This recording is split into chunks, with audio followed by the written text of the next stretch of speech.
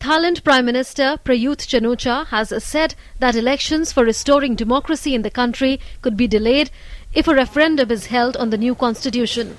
Earlier this week, the Thai cabinet had agreed to hold elections by next year. The military government, which came to power in a coup last May, had said that a general election will take place in early 2016. The Thai cabinet has agreed that there should be changes to the current constitution in order to hold a public referendum. When a public referendum is held, as according to the calls for a referendum to be held, it is typical that everything would be extended by 3 to 4 months. If we need to spend this much time, everything will be delayed to about 3 to 4 months. Since taking power, the junta has come under domestic and international pressure to hold elections, which they say can only take place under a new constitution. Drafters of the constitution appointed by the junta had recommended that a referendum be held to give the public the final say on the blueprint for restoring democratic rule. Critics say it is aimed at excluding the powerful Shinawatra family from politics. The coup brought stability to Thailand and stopped violent clashes between opposing political parties.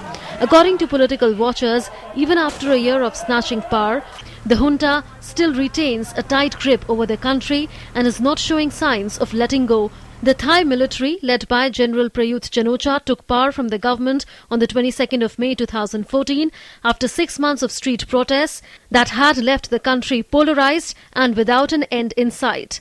Prayut launched his coup after rival factions refused to give ground in a struggle for power between the royalist establishment and a populist government that had raised fears of serious violence and damage to the economy. The street demonstrations have stopped and the junta has restored some calm and stability, but its critics say it is restricting freedom of expression and struggling to shore up the sluggish economy. It is likely that the army will want to have control after the election. It is unlikely that the army will just simply have a free and fair election and pass on power to the elected politicians, because it would negate the coup. This is not a coup to hand back power in a free and fair election.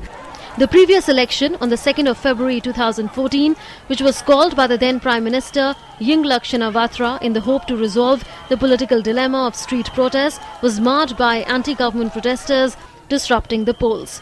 Embattled Yingluck called for a snap election in the hope of cementing her hold on power in the face of months of protests trying to force her from office. Her administration was toppled in the 2014 coup. Her brother and former Prime Minister Thaksin was also the victim of another coup in 2006. The junta's move to draft a new constitution is seen as aiming to prevent ousted Thaksin and his allies from returning to power. Thailand's 20th charter since 1932 has been drawn up by a 36-member constitution drafting committee appointed by the coup makers to prevent a parliamentary dictatorship. It would see only 77 of 200 senators elected, the rest appointed.